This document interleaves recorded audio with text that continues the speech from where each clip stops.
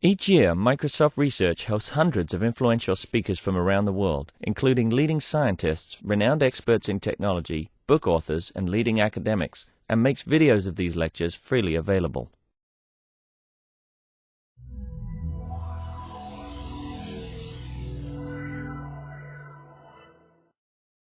I'm Scott Golder. I'm a researcher at HP Labs, and I am going to be taking what Liz suggested to heart and talking about something that's completely unrelated to my research agenda. So the whole idea was to raise ideas and raise questions rather than even hope to provide any sort of an answer for them. The title of my talk is Socialist Computing, and it's partially a misnomer, but in service of the pun, I'm willing to go with it for the time being. What I'm going to be talking about is supporting sharing ownership of tangible objects, of physical items in our real world through technology. And it's less a talk about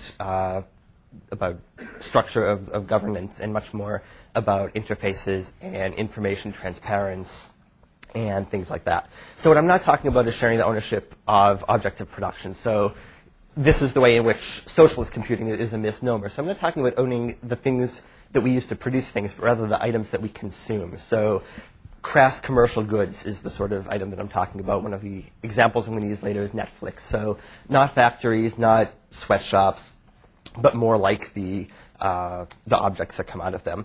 And the idea of the technological utopia, or the utopia in general, is something that has a very long history. And for a long time, the idea has been that, well, if we can all agree to be around like-minded people and do the right thing, then we can live in harmony. Literally, this is a rendering of Harmony, the proposed utopia in, I believe it's Indiana or something like that. And so we're not going to achieve utopia, but we're going to think more about markets in general. And so in this way, it is actually very capitalist computing. But anyway, so we have a shopping mall, a fruit market, and a cafe. So these are markets of goods. They're markets of ideas.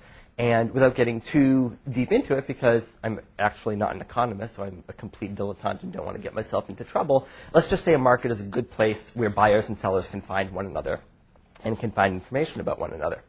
So here are a couple of online markets.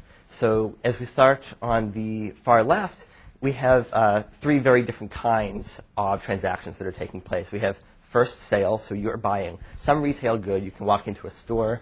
You could envision buy.com or Amazon being this brick and mortar store where you'd walk in and buy that stereo component. And as we move further to the right, we start getting into resale and secondary markets. And eventually we get to the far right, where we're talking about people who are just giving things away for free. And so let's take those kinds of three transaction types as a given. So first sale, secondary sale, and free. And think about those for a second. Now, it's no accident that as we move from the left to the right, we're also getting further into the long tail, which is such a popular idea these days. And for simplicity purposes, let's just say that there are a few things that have a very large market appeal, and there are a great many things that have niche appeal. And the ability of providing information, which on the internet is very easy, makes it very easy to find people who want to sell into those niche markets. Now, not surprisingly, as we move from left to right, we also move from simply being a consumer to being a seller as well as a consumer.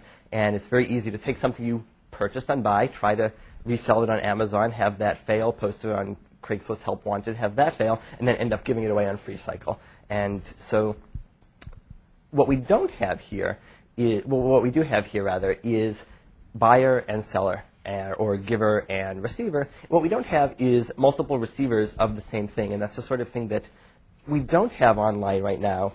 And I have three near examples that I want to talk about, and think of a way to change each one and make it an environment where we can collectively own something. So the co-housing movement is actually super fascinating. The idea is that people come together to build what they call an intentional community, and you have a plot of land and a bunch of people build a whole bunch of smaller houses and a communal building which they share as a shared space.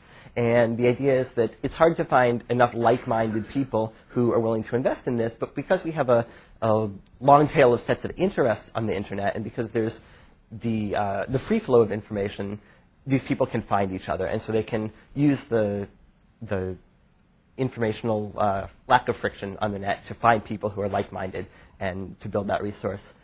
The second example is Prosper, which is an online market for small amounts of other people's debt.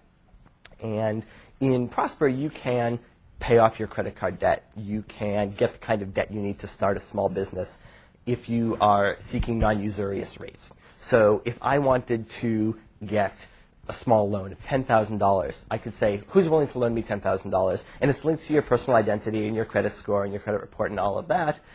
But you can also invest as well. So if I had $1,000 that I wanted to invest inexpensively, I could go on to Prosper and say, well, looking at your credit score, I think you're worth an 8% credit risk.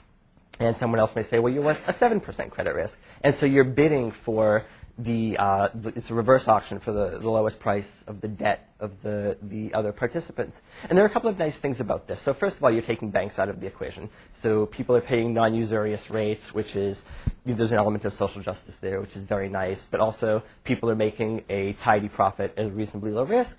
And people are getting to, am I running out of time? 1 minute, really? I can do this in 1 minute. OK. And people are also being able to make a tidy profit without a great deal of risk. So people are collectively owning one another's debt, and there's an element of cohesion that can come from that. And the last example is Netflix. So imagine a Netflix turned on its head where right now, if you're a Netflix member, you have a very limited license to use content that's owned by other people. But all of these disks that are floating in the world, and other people have made this comment before, a lot of them sit idle most of the time. The disks that I own, I don't watch every second of the day, and the disks that you own, you don't watch every second of the day. So if we could share ownership of a set of media and take the piracy element out of it for the time being, let's assume that isn't a factor, what would it look like to share these things? Now, essentially this becomes a talk about, or a question about managing the commons. And when markets fail, it's due to asymmetrical amounts of information, right? So either the buyer or the seller knows something and can take advantage of some piece of information that the others cannot. And so it becomes a question about interfaces as well. So how do we design an online environment where we see enough of the behavior of other co-owners in the kinds of examples I'm interested in reflected back at us so that we can sanction properly, so that we can manage the use of these common goods?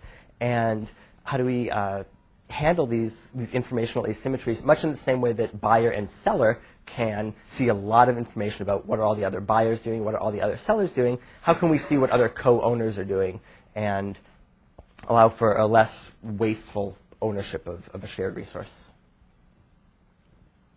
Was that under 5?